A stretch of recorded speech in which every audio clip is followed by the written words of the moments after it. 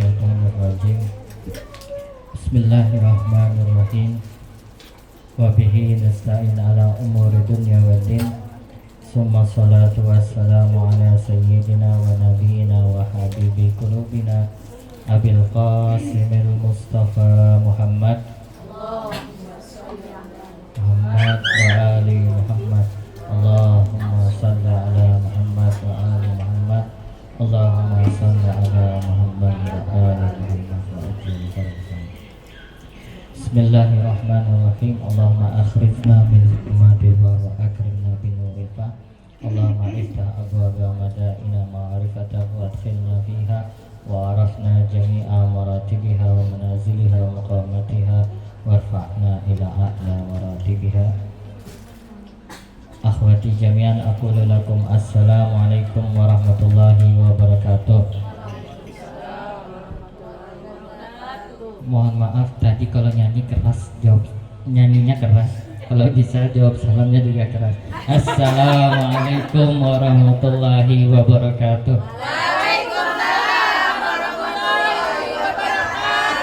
Tadi aja saya sempat bergetar tadi di samping karena soundnya begitu keras. Jadi kaget saya kalau jawab salamnya lemas. Mungkin sudah selesai tadi ya. Ya, ibu-ibu yang saya cintai dan saya hormati, maaf tanda kutip saya cintai tadi, saya hormati saja. Nanti takut salah paham, maaf ya. Ya, alhamdulillah, puja dan puji syukur kehadirat Allah yang mana pada hari ini Allah anugerahkan kepada kita yang telah memberikan kita nikmat iman, nikmat sehat, dan tentu pula nikmat rezeki yang pada hari ini juga kita sama-sama mungkin salah satunya adalah tasyakuran dari Mbak Nia yang hari ini tasyakuran NA Wedding Organizer, yang tentunya beliau karena mendapatkan rezeki ini makanya beliau mengadakan tasyakuran. Nah, jadi untuk ibu-ibu yang saya hormati, bahwa tasyakuran itu adalah bagian yang penting dalam mengakui akan adanya atau turunnya nikmat dari Allah. Insya Allah, semoga Allah juga memberikan kepada kita rezeki baik yang besar maupun yang kecil, baik yang tunai maupun yang masih dalam proses pencairan, baik yang cash maupun yang masih kredit. Udah ada yang mau amin ini? Amin. Amin. Kayaknya nggak kepingin jadi orang kaya juga kayak Mbak Nia ya Mbak? Nggak ada yang jawab amin ya. Jadi alhamdulillah ibu bahwa hari ini mungkin saya akan sedikit mengulas berkenaan tentang bagaimana cara rezeki Allah itu mengalir atau kita dapatkan. Nah, kalau kita bicara rezeki ini, kita mungkin fokusnya kepada apa ibu? Fulus. Kepada duit. Kalau kita bicara rezeki, maka kita bicara tentang harta atau bicara tentang duit atau pendapatan. Nah, mungkin alhamdulillah ibu-ibu di sini kalau bicara dompetnya semua penuh ya. Amin. Kalau belum penuh nanti insya Allah disponsori sama Mbak Nia. Ya, kalau nanti penuh jangan lupakan saya juga yang insya Allah hari ini memeriahkan proses tasyakuran. Ya, ibu-ibu, ngomong-ngomong soal rezeki, biasanya ibu-ibu ini yang paling paham. Paling paham apa Bu? Paling paham dompetnya suami. Ya, karena mungkin sebagian yang pegang dompetnya suami itu adalah ibu-ibu. Nah, selama ini ibu-ibu yang pegang dompet suami ini tahu nggak bagaimana cara duit itu bisa berpindah? Nah, itu ada ketetapan Tuhan yang mungkin perlu kita gali dalam kesempatan ini. Bagaimana cara Allah memberikan rezeki sehingga rezeki itu suami yang bekerja, istri yang belanja. Nah, ini kita harus tahu bagaimana proses cara kerjanya. Jadi manusia itu pada dasarnya itu sering cemas akan rezeki. Ya apa enggak Bu? Ya, kita selalu cemas ya Bu. Kok akhir bulan transferan belum masuk, dompet kita masih kosong. Nah, kadang kecemasan itu berkenaan tentang rezeki itu, kadang hal itu justru yang menjadi sebab rezeki itu tak kunjung ditransfer. Jadi suuzon duluan, cemas duluan, sehingga rasa takut itu justru malah menjadi penyebab rezeki itu tidak mengalir kepada kita. Padahal kalau kita paham konsepnya bagaimana Tuhan memberikan rezeki itu, mungkin kita nggak akan panik dan juga nggak akan gelisah. Jadi pada intinya bahwa ketakutan-ketakutan yang kadang kita hadapi itu adalah ketakutan-ketakutan yang kita buat sendiri. Jadi bukan aslinya memang keadaan begitu. Ketakutan ini kan sesuatu yang mungkin tak tampak dan juga tak lihat, yang kita tidak lihat, dan juga yang mungkin akan terjadi nanti. Tapi kenapa sesuatu yang belum datang itu kita takuti? Jadi itu poin pertamanya. Poin keduanya adalah bahwa ketakutan-ketakutan kita akan gak kebagian rezeki, ketakutan-ketakutan kita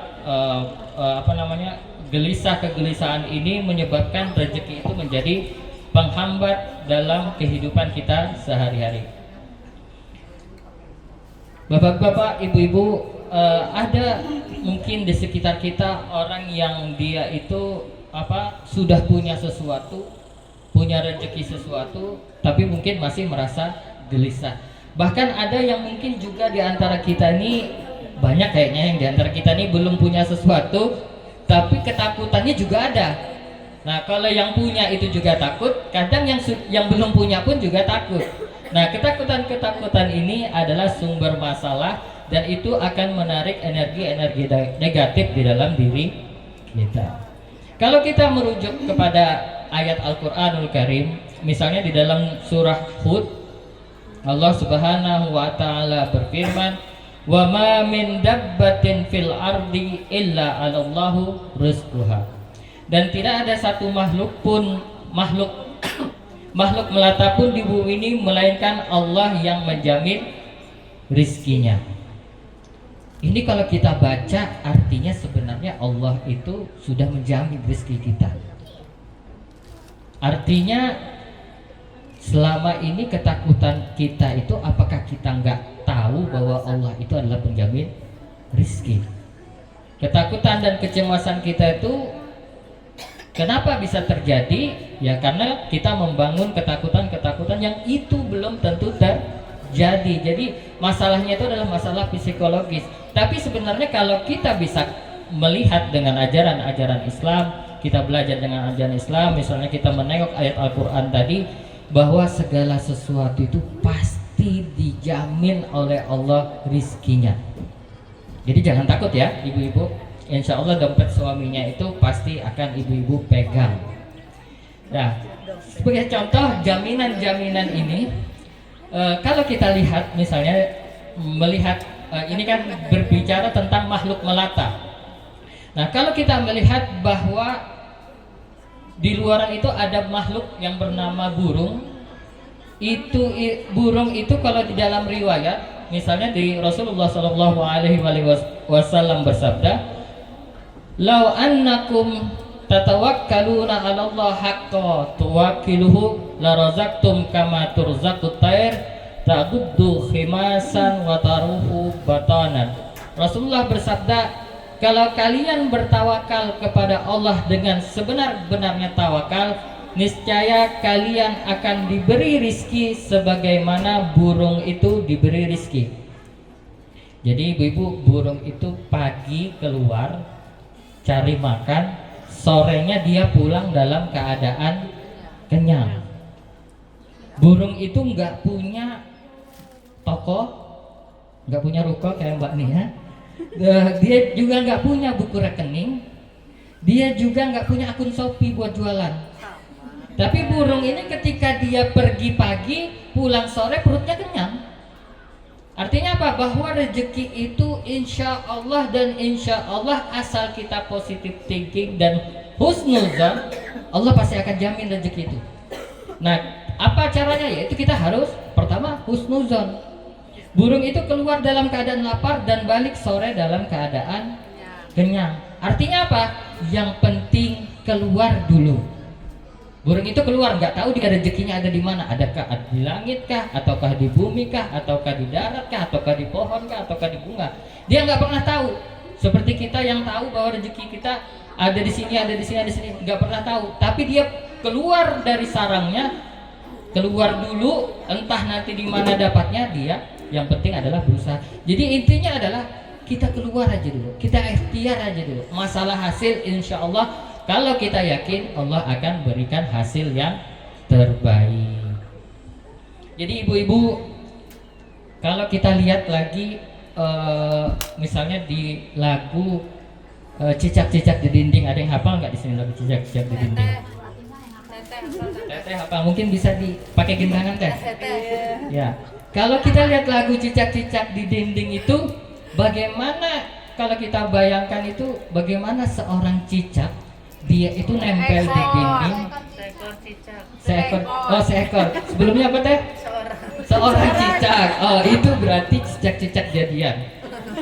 Nah, jadi kalau seorang cicak, seekor cicak itu kalau kita lihat dia hidupnya kebanyakan di dinding. Tapi kalau kita lihat makanannya adalah nyamuk. Dan itu pun kalau di lagu tatang seekor nyamuk. Jadi nyamuk itu yang datang. Oh iya bujur. ya, jadi kalau kita pikir-pikir logikanya, cicak ini di dinding, tapi dia merayap. Datang seekor nyamuk, langsung ditangkap. Artinya apa? Rezekinya yang datang. Soalnya cicak nggak bisa terbang, belum dikasih sayap sama Allah, belum ditetapkan dia punya sayap. Nah, jadi cicak sendiri pun nggak punya sayap, tapi makanannya makanan yang rata-rata terbang. Tapi tiap hari malah di rumah saya makin banyak cicaknya. Artinya banyak nyamuk di rumah saya, makanya cicaknya banyak. Nah, artinya apa? Rezeki itu kadang mendatangi kita. Jadi kadang kita berusaha seharian, tiba-tiba ternyata yang kita usahakan tuh cuma dapat sekian. Tapi kadang kita diam di rumah, diantari orang makanan. Nah, jadi sebenarnya dari sini sudah kita bisa paham bahwa konsep-konsep rezeki itu adalah nanti terakhir. Nah, jadi ibu-ibu, poin yang ingin saya sampaikan bahwa Allah itu menjamin rezeki kita. Insya Allah kita punya rezeki, yang mana rezeki ini insya Allah Allah jamin, asalkan pertama kita berikhtiar dan berusaha. Seperti cicak juga tetap nempel di dinding dan tetap mencari-cari nyamuk. Baru ketika sudah usaha dalam tahap seperti itu, barulah rezeki itu akan datang. Jadi bukan berarti cicak ini sembunyi di balik dinding terus, nggak akan datang nyamuknya. Nah, sama seperti yang saudari kita Mbak Nia juga melakukan hal yang sama. Dia juga membuka toko supaya apa? Pembeli ini banyak yang datang. Nah, ini kan kalau nggak buka toko gimana ada pembeli? Nggak punya akun Shopee gimana ada pembeli? Nah, itu adalah bagian dari usaha kita. Insya Allah tokonya Mbak Nia nanti menjadi laris manis. Amin.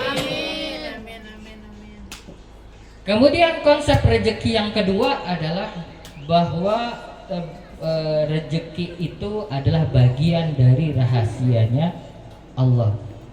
Jadi rezeki itu memang disembunyikan oleh Allah. Maksudnya disembunyikan oleh Allah ini tidak diketahui kerjaan mana yang kerjaan itu bisa dan pasti mendapatkan rezeki yang banyak. Ya, ada yang mungkin kalau kita lihat, kalau di TikTok tuh rame, kalau memang rezeki itu dihasilkan dari orang yang kerja keras, tentunya kuli yang paling kaya. Kalau seandainya rezeki itu ditetapkan oleh karena kepintaran seseorang, maka sudah pasti dosen-dosen, guru-guru yang paling banyak rezekinya. Dan juga kalau rezeki itu ditetapkan karena doa-doa, maka saya di sini yang paling kaya. Karena saya labelnya ustadz ya, maksudnya tanda kutip aja nih, labelnya ustadz pasti banyak doanya, tapi ternyata banyak doa juga belum tentu bikin kaya. Banyak kerja keras belum tentu juga bikin banyak kaya. Orang pintar juga belum tentu banyak bisa menjadikan dia kaya. Jadi artinya apa? Bahwa memang rezeki itu, konsep kedua adalah rezeki itu memang disembunyikan oleh Allah di mana letaknya. Jadi ada yang seharian keliling gak laku-laku, tapi ada juga yang dia cuma duduk manis di rumah, pembelinya datang. Jadi kadang kita heran sama Allah, Allah nih kayak gimana sih konsepnya? Kadang kita disuruh kerja keras, tapi giliran kerja keras malah yang naik pangkat teman kita yang dia cuman tiap hari kerjanya duduk-duduk. Nah kan aneh logikanya ini. Nah ternyata memang di dalam riwayat dari sahabat Rasulullah SAW, Sayyidina Ali bin Abi Thalib berkata, "Qusimatul arzaq wa hiya tajri fin nas fi majariyal qadar." Bahwa rezeki setiap orang itu telah dibagikan dan ia mengalir dari manusia melalui ketetapan-ketetapan usahanya. Nah, kadang ada yang sudah berusaha tapi nggak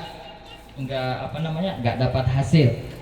Ada yang nggak berusaha tapi dapat hasil. Nah, Imam Ali mengatakan, Sayyidina Ali bin Abi Thalib mengatakan bahwa upaya dan usaha itu adalah jalan untuk menjemput rizki, jalannya. Tapi apakah hasilnya itu akan sama setiap orang, itu bergantung pada takdirnya, ketetapan Tuhan. Maksudnya ketetapan Tuhan ini adalah bahwa setiap orang itu punya takdir yang berbeda.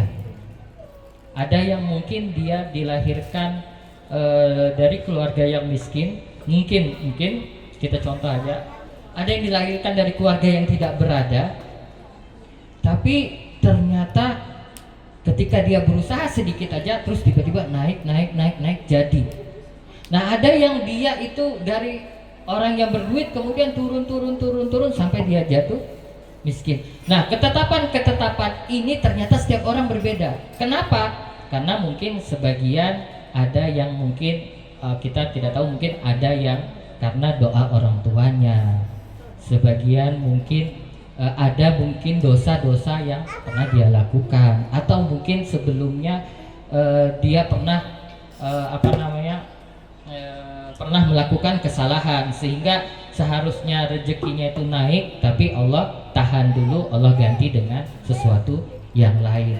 Nah takdir ini adalah ketetapan ini adalah ketetapan yang setiap orang itu berbeda. Kadang kalau kita lihat sama-sama jualan pentol tapi di sini rame. Nah kenapa? Bisa jadi orangnya itu mungkin ahli apa Ibu? Ahli belanja, ahli sedekah. Nah ini sedekah itu juga merubah takdir. Jadi ketetapan kita usaha itu ada sesuatu yang lain, bukan berarti hanya dari usaha itu. Ada mungkin bisa jadi yang orang ini tiap subuh baca surah Waqiah sebelum tidur. Nah sama-sama jualan pentol, tapi jualan pentol yang satu laris satu tidak. Kenapa yang satu laris satu tidak? Karena satu mungkin rajin ngaji dan satu mungkin rajin scroll Instagram. Nah beda. Jadi sama-sama kerjaan tapi belum tentu sama-sama hasil. Kenapa? Karena masing-masing memiliki syarat-syarat dan ketetapan-ketetapan tertentu. Salah satunya adalah mungkin kalau kita bilang dia bukan hanya berusaha tapi dia juga beribadah atau berdoa. Ya.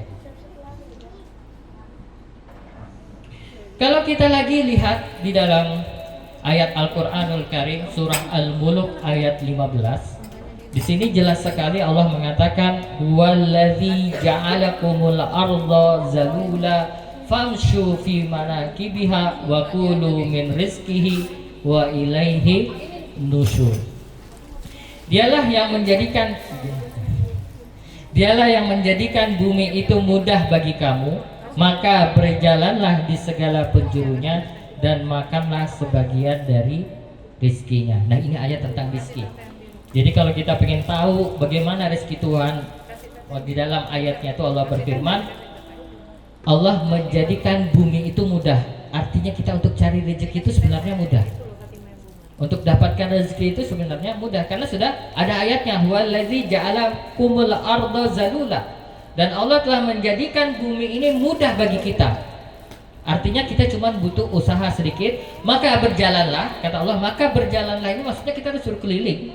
Jualan itu keliling di segala penjurunya, dan makanlah sebagian dari rizkinya. Di sini tanda kutip adalah rizkinya, bukan rizki dari orang yang berjalan tadi.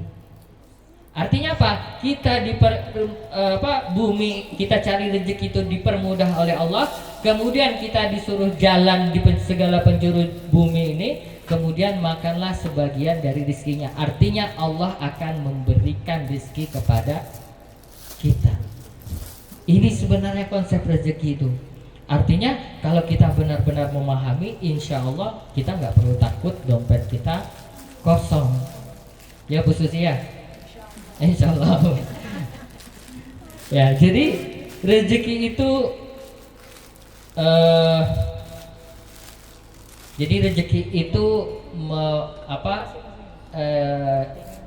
tempatnya itu atau hasilnya itu adalah sesuatu yang memang Allah tempatkan itu tersembunyi dari kita. Jadi kita tidak bisa menalar. Kadang kalau di atas kertas kita bilang, oh ini untung nih, untung. Ternyata ketika kita jalani ternyata rugi. Nah di situ memang rahasianya Tuhan menyembunyikan rezeki itu. Kalau seandainya kita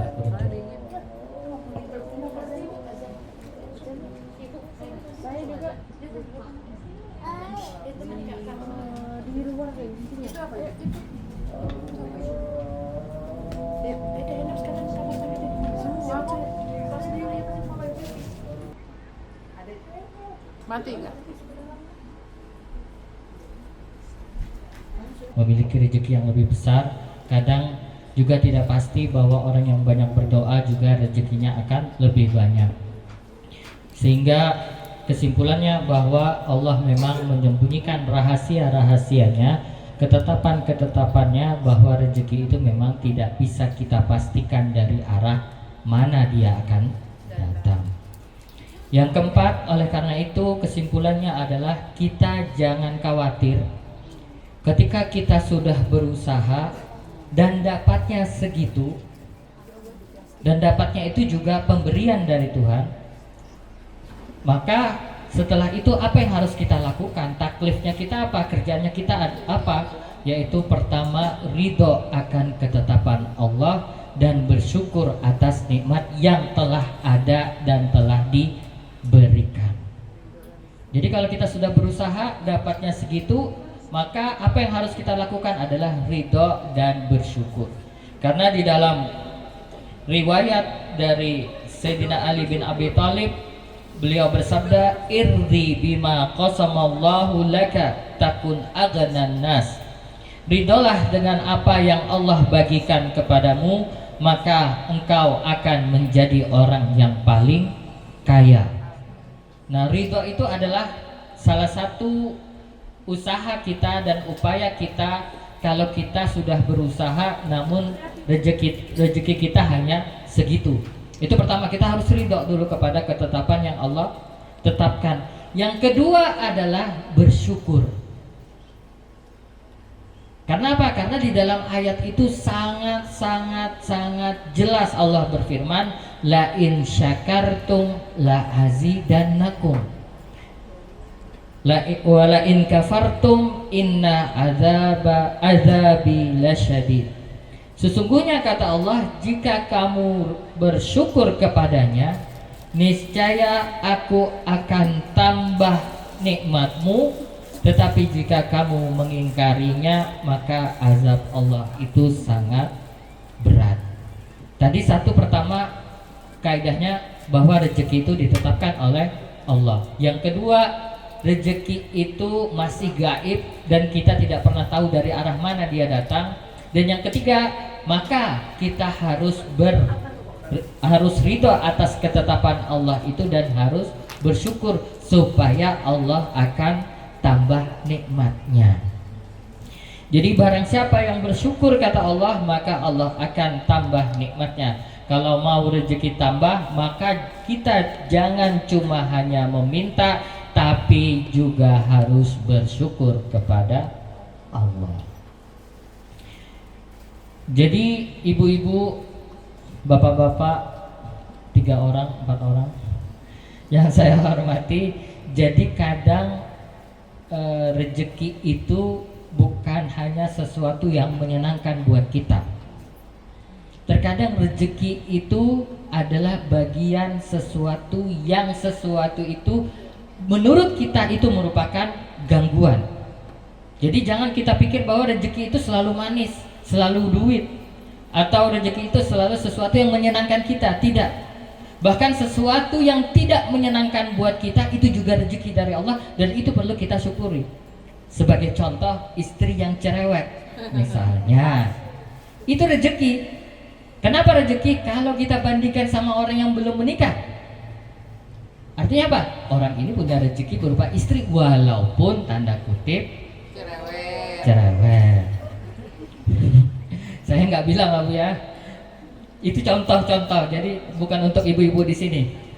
Nah, kalau seandainya istri itu tidak cerewet, bisa-bisa dia itu lagi siapin surat cerai. Ya, kalau istri itu banyak diam di rumah, itu harus waspada justru. Kalau dia marah-marah, itu artinya masih ada hubungan yang harmonis. Tapi kalau dia sudah diam-diam, bisa jadi dia sudah datang ke kantor pengadilan bikin surat cerai. Nah, artinya tanda kutip saja, istri yang cerewet itu belum tentu itu bukan rezeki. Itu bisa jadi rezeki kita yang sudah Allah tetapkan. Gangguan-gangguan seperti itu bukan berarti itu bukan Allah turunkan bala buat kita. Kasihan betul orang yang punya istri cerewet, kita anggap itu adalah bala, padahal itu adalah rezeki yang Allah berikan buat kita. Karena apa? Kalau kita bandingkan dengan orang yang belum menikah, orang yang belum punya istri, ini rezeki buat kita, sementara mereka gak punya. Atau misalnya kalau misalnya kita anak kita ribut terus misalnya salah satu gangguannya itu adalah misalnya anak itu ribut di rumah kita. Nah, ini rizki atau bukan? Rizki. Ibunya marah, bapaknya marah. Nah, itu juga rizki buat anak itu. Nah, jangan anggap bahwa ini tidak menjadi rizki. Karena apa? Ketika kita sandingkan kepada orang-orang yang tidak memiliki keturunan, maka ini jauh rizki.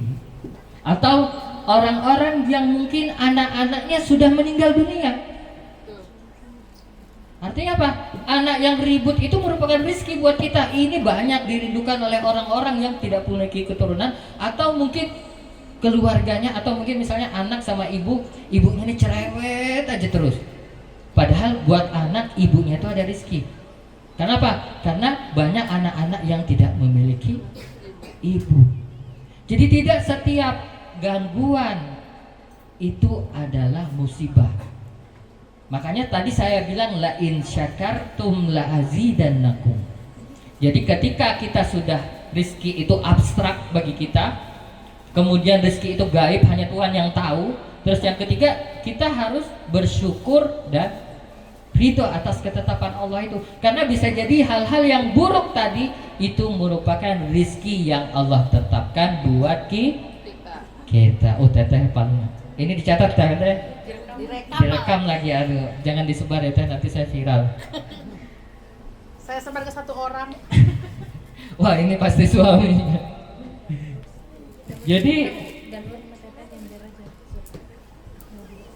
Jadi ibu-ibu, bahwa sebenarnya itu bukan kita itu nggak punya rizki, ibu-ibu, bapak-bapak, tapi sebenarnya kadang kita itu tidak memahami apa yang kita miliki hari ini itu adalah rizki yang patut kita syukuri.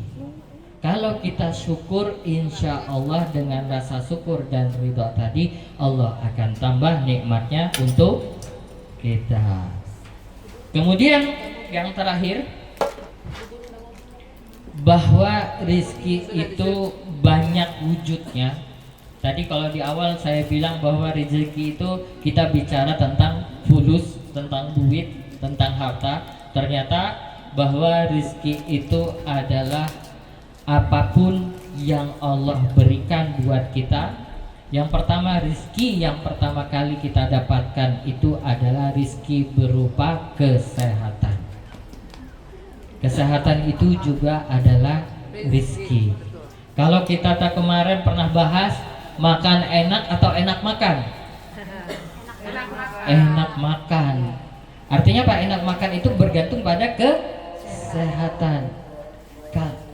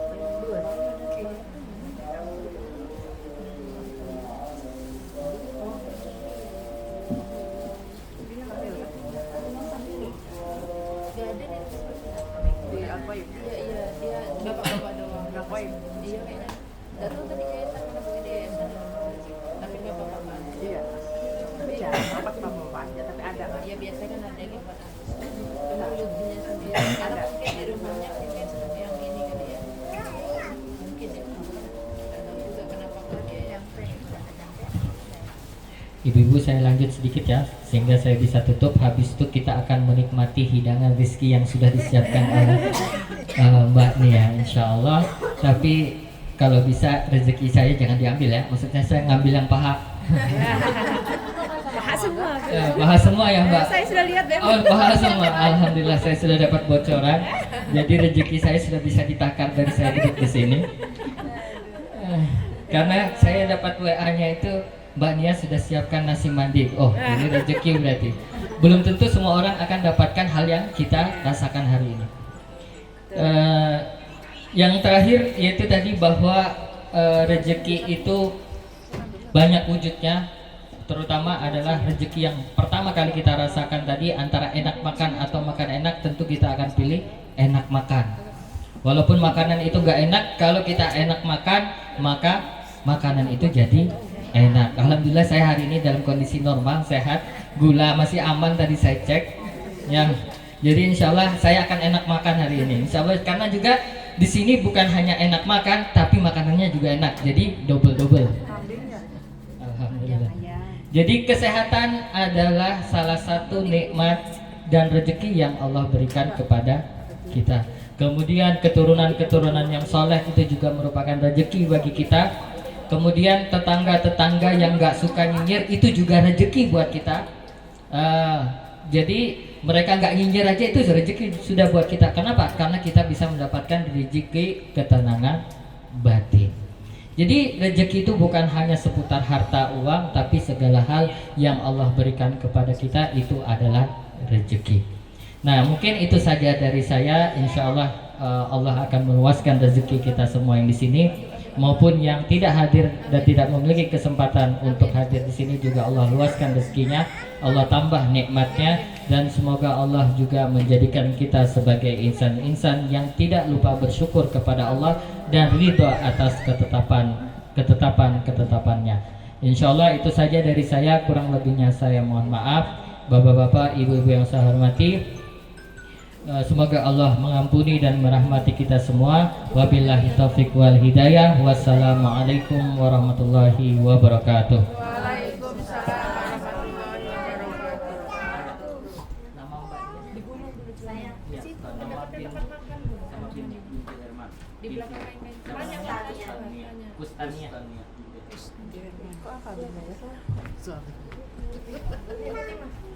Bismillahirrahmanirrahim. Kita sempurnakan acara kita hari ini dengan doa selamat, insya Allah, terutama untuk sahibul hajat Mbak Kustania binti Herman. Insya Allah Allah lancarkan lagi rezekinya, Allah besarkan lagi tempat berjualannya, dan insya Allah Allah datangkan kepadanya pembeli-pembeli dari segala penjuru tempat dan dunia, insya Allah, amin. Bismillahirrahmanirrahim. Allahumma bismika ya Allah, ya Allah, ya Allah, ya Allah, ya Allah. Allahumma bismika ya Rahman ya Rahman ya Rahman ya Rahman. Allahumma bismika ya Rahim ya Rahim ya Rahim ya Rahim. Allahumma bismika azimil azam. Allahumma lakal hamdu syukran wa lakal manna fadlan. Rabbana awzi'na nashkura ni'mataka allati an'amta alaina wa ala walidina wa na'amala salihan tarda wa adkhilna birahmatika fi ibadika salihin waslih lana fi zurriyatina wa azwajina inna tubna ilaika wa inna minal muslimin. Allahumma alif baina qulubina waslih zata bainana wahdina wa najina minaz zulumati ilan nur wa janabna al-fawahisa ma dhahara minha wa ma batana wa barik lana fi asma'ina wa absarina wa qulubina wa azwajina wa zurriyatina wa tub alaina innaka anta tawwabur rahim.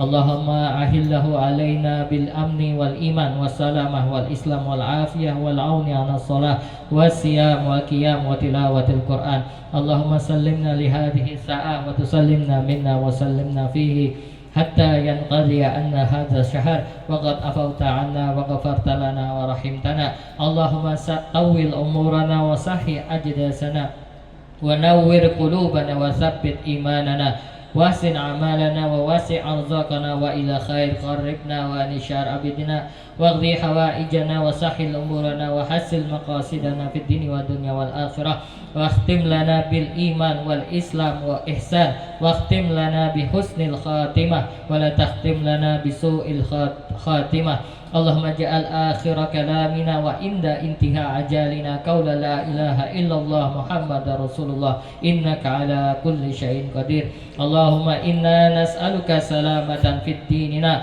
wa afiyatan fi jasadina wa ziyadatan fi ilmina wa barakatan fi rizkina wa taubatan qabla al-maut wa rahmatan indal maut wa maghfiratan ba'dal maut. Allahumma hawwin alaina fi sakaratil maut wa najata minan nar wal afwa indal hisab. Allahumma taqabbal a'malana wa du'aana wa ibadatana wa qiyamana wa sujudana wa siyamana wa kulla ihsanina khususan min Hustania binti Harman bi ahsanil qabul wa balligh sawabaha ila wus'ati rizqiha wa sahil umuriha wa afiyata fi jasadiha wa salamatan fi diniha wa raf'i darajatiha fid dini wad dunya wal akhirah. Allahumma taqabbal minna jami'an. Allahumma rabbana la tuzigh qulubana ba'da idh hadaitana wa hab lana min ladunka rahmah innaka antal wahhab. Rabbana atina fid dunya hasanah wa fil akhirati hasanah wa qina adzabannar. Sallallahu ala sayyidina Muhammadin wa ala alihi tayyibin tahirin wa sahbihil muntajabin wa salama tasliman katsira walhamdulillahi rabbil alamin bisirri suratul Fatihah.